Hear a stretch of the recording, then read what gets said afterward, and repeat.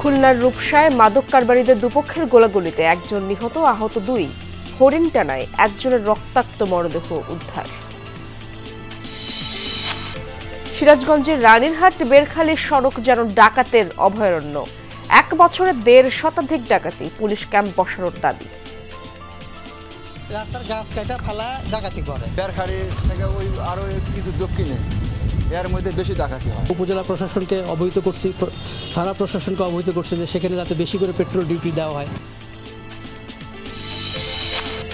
সমুদ্রে বর্জ্য ফেলতে কক্সবাজারের সৈকতের রাতারাতি খাল কেটেছে 2টি বাণিজ্যিক প্রতিষ্ঠান। ঘটনা জানাজানির পর নড়ে চড়ে বসেছে স্থানীয় প্রশাসন। এলাকা বেকর ডুবাই না আজ প্রায় 20 দিন ধরে ডুবা সারাগাম বান্ধনের কারণে আজ এতবার ক্ষতি হয়ে যায়। পানি বোর্ড এবং আমাদের পৌরসভার যিনি এক্সেন আছেন ওনাকে নিয়ে আমরা কাজ করছি যে কিভাবে একটি ভালো সলিউশন করা যায়।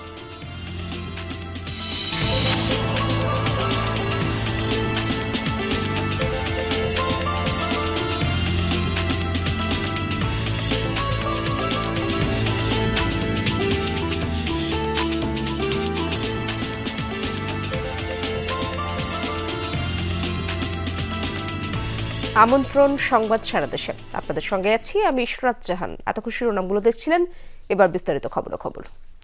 খুলনায় একজনকে গুলি করে হত্যা ও আরেকজনের রক্তাক্ত মরদেহ উদ্ধার করেছে পুলিশ। বৃহস্পতিবার রাতে রূপসা উপজেলায় এই ঘটনা ঘটে। পুলিশ জানায়, আধিপত্য বিস্তারকে নিয়ে কেন্দ্র করে মাদক ব্যবসায়ী রনি ইসলাম ওরফে গ্রেনেড বাবুর ঘনিষ্ঠ সহযোগীদের সাথে সংঘর্ষে জড়ায় প্রতিপক্ষ। একে অপরকে লক্ষ্য করে গুলি ছুড়লে ঘটনাস্থলে প্রাণ হারায় সাব্বির নামে একজন। গুলিবিদ্ধ হয় মিরাজ ও সাদ্দাম। এদের মধ্যে সাদ্দামের অবস্থা আশঙ্কাজনক হওয়ায় তাকে চিকিৎসার জন্য ঢাকায় আনা হয়েছে। এদিকে হরিণটানা এলাকা থেকে বাবুল দত্ত নামে একজনের রক্তাক্ত মরদেহ উদ্ধার করেছে পুলিশ। তাকে জবাই করে হত্যা করা হয়েছে। প্রচলিত আছে, যে যাবে বেরখালী তার হবে পকেট খালি। রাত নামলেই ডাকাতের আতঙ্ক সিরাজগঞ্জের তারাশের রানীরহাট বেরখালী আঞ্চলিক সড়কে। গত 5 আগস্ট থেকে বেড়েছে ডাকাতের তাণ্ডব, যদিও ব্যবস্থা নেওয়ার আশ্বাস প্রশাসনের। তারাশের রানীরহাট বেরখালী আঞ্চলিক সড়ক, রাত নামলেই ডাকাত আতঙ্ক, হামলা লুটপাটের শিকার হচ্ছে যাত্রীরা। তারাশের সাথে বগুড়ার শেরপুর ও নাটোরের সিংড়া উপজেলায় যোগাযোগের মাধ্যম আঞ্চলিক সড়কটি। স্থানীয়রা বলছেন, রাতের আধারে সড়কটিতে ডাকাত আতঙ্ক বহু পুরনো। গেল 5 আগস্টের পর থেকে তা বেড়েছে আরও। সন্ধ্যার পর ঠিক কতদিন 10টা, কতদিন মাগরিব পরই মনে করেন যে গাড়ি ঘুরে একটা রাস্তা ছান্দে, হুন্ডা ছান্দে, মানে যাক পায় ধরিয়া বেধরক মারপিট করে। মানিক সাহেবের পরের থেকে মানে ওই যে হাসান রোডের থেকে আপনার এই বেরখালী থেকে ওই আরো কিছু দক্ষিণে এর মধ্যে বেশি ডাকাতি হয়। রাতে থাকে মানে গাছ গোছালি হতে থাকে, তারপরে গাড়ি যাবার লাগে হয়তো থামবে। ডাকাতি রোধে আইন শৃঙ্খলা বাহিনীর পদক্ষেপ নিয়ে ক্ষুব্ধ স্থানীয়রা। প্রশ্ন, কবে নিরাপদ হবে সড়ক, কমবে ডাকাত আতঙ্ক? ছোটবেলা থেকে শুনে আসছি মানে রাস্তার গাছ কাটা ফালা ডাকাতি করে। আশপাশে গ্রাম নাই, দুর্গম এলাকা, যে কারণে ডাকাত দল এখানে ডাকাতি সংগঠিত করে সুবিধা পান। উপজেলা প্রশাসনকে অবহিত করছি, থানা প্রশাসনকে অবহিত করছে যে সেখানে যাতে বেশি করে পেট্রোল ডিউটি দেওয়া হয় এবং মানুষের মধ্যে সচেতনতা তৈরি করার জন্য আমরা কাউন্সেলিং করছি। পুলিশ বলছে, সড়কটির দুপাশ নির্জন, তাই পরিচ্ছন্নতা, পর্যাপ্ত আলোর ব্যবস্থা সহ পুলিশি ক্যাম্প বসালে বদলাবে চিত্র। আশেপাশে যে জঙ্গলগুলো রয়েছে সেগুলো পরিষ্কার করা দরকার। পুলিশি অস্থায়ী ক্যাম্প বলতে আমাদের যে ছাউনিটা রয়েছে, এখানে যদি একটা ছাউনি করা হয় সেক্ষেত্রে আমার মনে হয় যে খুবই ভালো হয়। তার পাশাপাশি পর্যাপ্ত আলোর ব্যবস্থা। উপজেলা নির্বাহী কর্মকর্তা জানালেন, চলতি মাসেই আইন শৃঙ্খলা সংক্রান্ত বৈঠকে বিষয়টি নিয়ে আলোচনা হয়েছে। দ্রুতই নেওয়া হবে কার্যকরী ব্যবস্থা।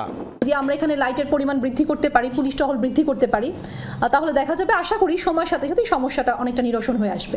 পুলিশের হিসেবে গেল বছরের 5 আগস্ট থেকে 11 মাসে রানীরহাট বেরখালী সড়কে 1.5 শতাধিক ডাকাতির ঘটনা ঘটেছে। ওবায়দুর রহমান, যমুনা নিউজ। বাংলাদেশের আগামীর রাজনীতি যেন স্বচ্ছ ও সুন্দর হয় এবং নতুন কোনো ফ্যাসিবাদের জন্ম যেন না হয়, সে বিষয়ে সবাইকে সচেতন থাকার আহ্বান জানিয়েছেন জামায়াত ইসলামীর আমির ডাক্তার শফিকুর রহমান। সকালে মৌলভীবাজার জেলা জামায়াতের সাবেক আমির দেওয়ান সিরাজুল ইসলাম মতলিবের কবর জিয়ারত করেন তিনি। এরপর তার পরিবারের সাথে সাক্ষাৎ করেন ডক্টর শফিকুর রহমান। এ সময় জামায়াতের আমির বলেন, রাজনৈতিক দলের নেতারা নিজেদের বক্তব্য যেরকম করে বলেন সেভাবে দলীয় স্বার্থের ঊর্ধ্বে উঠে যেন দেশ ও জাতির স্বার্থ দেখতে পারেন। এ সময় জেলা জামায়াতের নেতারা উপস্থিত ছিলেন।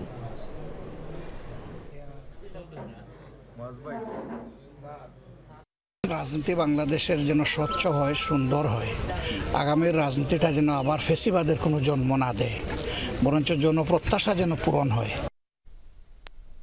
নিউমোরিং টার্মিনাল সহ চট্টগ্রাম বন্দর ব্যবস্থাপনার রাষ্ট্রীয় দায়িত্বে পরিচালনা ও রাখাইন করিডোর উদ্যোগ বন্ধের দাবিতে Dhaka to Chattogram road march করছে বিভিন্ন বামপন্থী প্রগতিশীল রাজনৈতিক দল ও সংগঠন। সকালে জাতীয় প্রেস ক্লাবের সামনে থেকে এই রোড মার্চ শুরু করেন তারা। এই সময় ছোট ছোট মিছিল নিয়ে প্রেস ক্লাবের সামনে আসেন সংগঠনগুলোর নেতাকর্মীরা। রোড মার্চ পূর্ব সমাবেশে নেতারা বলেন, চট্টগ্রাম বন্দর কোনোভাবেই বিদেশিদের হাতে দেওয়ার সুযোগ নেই, যে কোনো মূল্যে জাতীয় সম্পদ ও সার্বভৌমত্ব রক্ষা করতে হবে। বক্তারা বলেন, রাখাইনে করিডোর দেওয়ার উদ্যোগ দেশের সার্বভৌমত্বের উপর হুমকি। দেশের সার্বভৌমত্বের উপর যে কোনো ধরনের হুমকি প্রতিহতের ঘোষণা দেন তারা।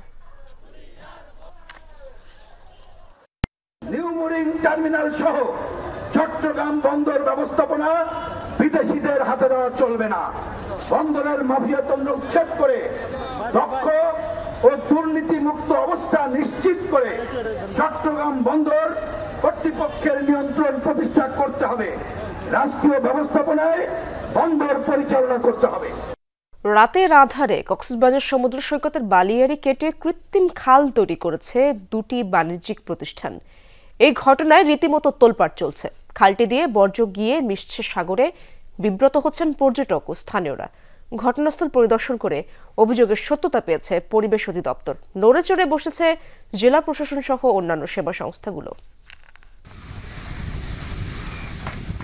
সপ্তাহ তিনেক ধরে হঠাৎ দেখা যাচ্ছে কক্সবাজারের সমুদ্র সৈকতের বালিয়াড়ি কেটে তৈরি করা এই কৃত্রিম খাল। স্থানীয়দের অভিযোগ, 50 থেকে 60 বছর ধরে হোটেল মোটেল জোনের ময়লা পানি ডিভাইন ইকো রিসোর্টের পেছনের ছড়া দিয়ে এবং প্যাসিফিক বিচ লাউঞ্জের ক্যাফের সামনের অংশ দিয়ে সাগরে গিয়ে মিশত। ছড়াটিতে বাদ দিয়ে বালিয়াড়ি কেটে রাতের আধারে তৈরি করা হয় কৃত্রিম খাল। হঠাৎ করিয়ে না ওরা এবছর বন্ধ করিয়ে না আমার সব জায়গা এলাকা বেকর ডুবাইয়ে না আজ প্রায় 20 দিন ধরে ডুবা। সরাগাম বান্ধনের কারণে আজ তোমার ক্ষতি হয়ে যায়। সরান না বান্ধিত আজ ইন্দি পানি নচলিত। পর্যটকরা বলে আর কি এগুলো কিসের পানি আসে এখান থেকে? আমরা বলি এখানে নালা নদীর পানি আসে। এই খাল দিয়ে ময়লা আবর্জনা সরাসরি সাগরে গিয়ে পড়ায় বিব্রত পরিস্থিতিতে পড়ছেন পর্যটকরা। নিজেদের রিসোর্ট এবং রেস্টুরেন্ট রক্ষায় এমন কাজ করছেন বলে স্বীকার করছেন অভিযুক্তরা। এখানে পানি প্রতিবন্ধক করার কোনো প্রশ্ন আসতেছে না। এখানে আমি আমার যে প্লট আছে প্লটের সামনের জায়গাটাকে প্রটেকশন দেওয়ার চেষ্টা করেছি মাত্র। বৃহস্পতিবার ঘটনাস্থল পরিদর্শন করে অভিযোগের সত্যতা পেয়েছে পরিবেশ অধিদপ্তর। এটা আসলে ড্রেনের মতো হয়ে গেছে। তো এটা আসলে আমার কাছে মনে হয়েছে যে এটা প্রাকৃতিকভাবে হয়নি। এখানে হয়তো রাতের আধারে কেউ এটা করে থাকতে পারে। প্রাকৃতিকভাবে পানি চলাচলের স্বাভাবিক পথ বন্ধ করে বাঁধ তৈরির পর কৃত্রিম খাল খননের ঘটনায় নড়ে চড়ে বসেছে জেলা প্রশাসন সহ সংশ্লিষ্ট সব সেবা সংস্থা। সাগরে গিয়ে নোংরা পানি না পড়ে সেজন্য ইতিমধ্যে আমরা পানি বোর্ড এবং আমাদের পৌরসভার যিনি এক্সেন আছেন ওনাকে নিয়ে আমরা কাজ করছি যে কিভাবে একটি ভালো সলিউশন করা যায় এবং ড্রেনেজের সাথে সংযোগ করে দেওয়া যায়। আল আমিন শিকদার, যমুনা নিউজ।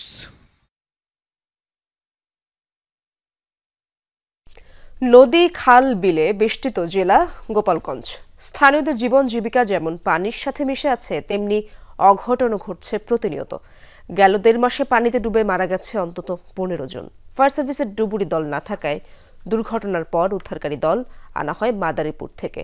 অবিলম্বে ডুবুরি নিয়োগ সহ উদ্ধার কাজে আধুনিক সরঞ্জাম ব্যবহারের দাবি স্থানীয়দের। মধুমতি সহ 7টি নদী আর শতাধিক খাল বয়ে গেছে গোপালগঞ্জ জেলার মধ্য দিয়ে। নদী বেষ্টিত এই জেলায় পানিতে ডুবে মৃত্যুর খবর শোনা যায় অহরহ।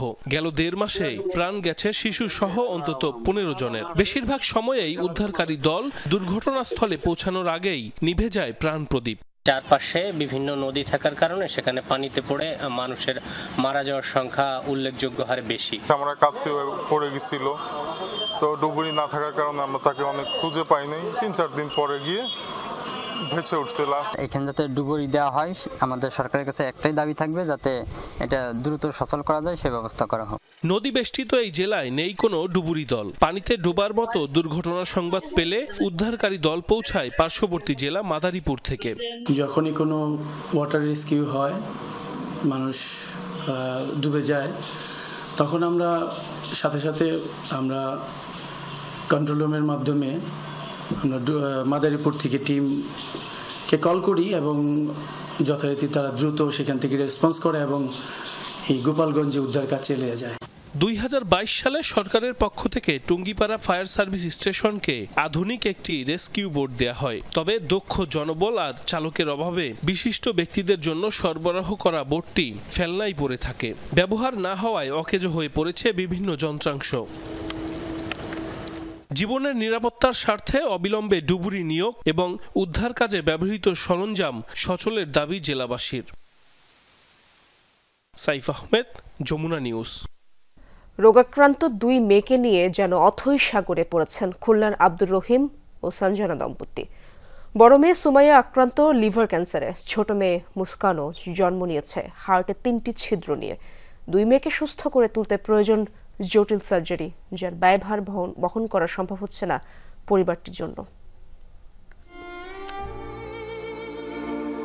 যে বয়সটিতে দুরন্তপনায় গোটা বাড়ি মাতিয়ে রাখার কথা, সে সময় অসুস্থ হয়ে ঘরের কোণে সময় কাটে 2 বোন সুমাইয়া ও মুস্কানের।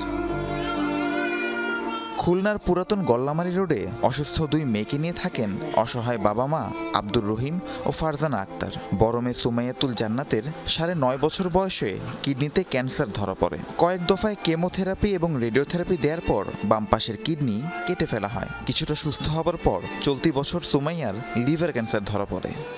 আমার নিঃশ্বাস নিতে কষ্ট হয়, পেটের ভিতরে চিনচিন করে, পায়ে হাতে ব্যথা করে, আর শরীরের ভিতরে অঞ্জলা লাগে, মুখের ভিতরে ব্যথা করে। শুধু বড় মেয়েই নয়, অভাগা বাবা মায়ের ছোট্ট সন্তান 3 বছর বয়সী রহিমা মুস্কানও হার্টে 3টি ছিদ্র নিয়ে জন্মগ্রহণ করে। এই বয়সেই একবার ওপেন হার্ট সার্জারি হয়েছে মুস্কানের। 3 বছর আমার 2 মেয়ের ট্রিটমেন্ট করছি ঢাকায়, খুলনায়। আমার ওয়াইফের স্বর্ণ, গ্রামের জমি অন্যদের সহযোগিতায় নিয়ে প্রায় 25 লক্ষর অধিক টাকা আমি ব্যয় করছি। এখন আমি নিঃস্ব। চিকিৎসকরা জানান, পুরোপুরি সুস্থ হতে সুমাইয়ার চিকিৎসা করাতে হবে দেশের বাইরে, আর মুস্কানের আবারও প্রয়োজন অস্ত্রোপচার। ওর যে মেইন চিকিৎসা, যে high dose chemotherapy, highly intensive chemotherapy with bone marrow transplant, সেটা ঢাকাতে কিছুটা পসিবল, কিন্তু এটা অনেক ক্ষেত্রেই খুবই জটিলতা তৈরি হতে পারে। সেজন্য বিদেশে নিয়ে যেতে পারলে ভালো হতে পারে। সন্তানদের সুস্থতার জন্য মরিয়া বাবা মা, তবে ব্যয়বহুল চিকিৎসার ভার বহন করা সম্ভব হচ্ছে না কৃষি বিশ্ববিদ্যালয়ের ল্যাব টেকনিশিয়ান পদে কর্মরত আব্দুর রহিমের। স্বজন প্রতিবেশীদের সহায়তাও অপ্রতুল। বড় জনের লিভার প্রতিস্থাপন করতে হবে, তা 60 থেকে 70 লক্ষ টাকার প্রয়োজন, এবং পরবর্তীতে আবার ছোট মেয়ের ওপেন হার্ট সার্জারি করা লাগতে পারে। আদরের 2 সন্তানকে বাঁচাতে সমাজের বিত্তবানদের এগিয়ে আসার আহ্বান বাবা মায়ের। রাহিম সারোয়ার, যমুনা নিউজ। শুধু কবিতা নয়, একই সঙ্গে গান, গল্প, নাটক, উপন্যাস, কাব্যনাটক, রূপকথা, ছোটদের জন্য অফুরন্ত রচনাকারী কবি বন্দে আলী মিয়া। তার রচিত কাব্য ও শিশু সাহিত্য সমগ্র বাংলাকে নতুন আলোয় উদ্ভাসিত করেছে। সেই কবির 46তম মৃত্যুবার্ষিকী আজ। পাবনায় কবির জন্মস্থানের স্মৃতি চিহ্নগুলো পড়ে আছে অযত্ন আর অবহেলায়।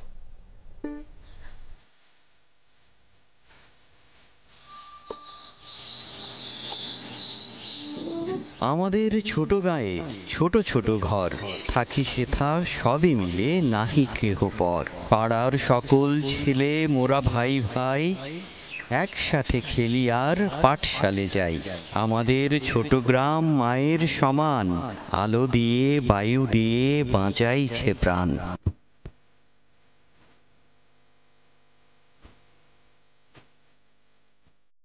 গ্রাম বাংলার নির্মল প্রকৃতি আর পারস্পরিক সৌহার্দ্যের বর্ণনা সুনিপুণভাবে ফুটে উঠেছে কবিতায়। কোমলমতির মনন গঠনে সরল বাক্যের এই উচ্চারণ কবি বন্দে আলী মিয়ার। গত শতকে ৩০ থেকে ৮০ দশক পর্যন্ত সাহিত্যের বিভিন্ন শাখায় লিখে গেছেন তিনি।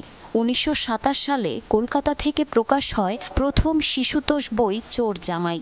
এরপর একটানা ১৯৭৯ সাল পর্যন্ত বন্দে আলী মিয়া লিখেছেন প্রায় ২০০ বই।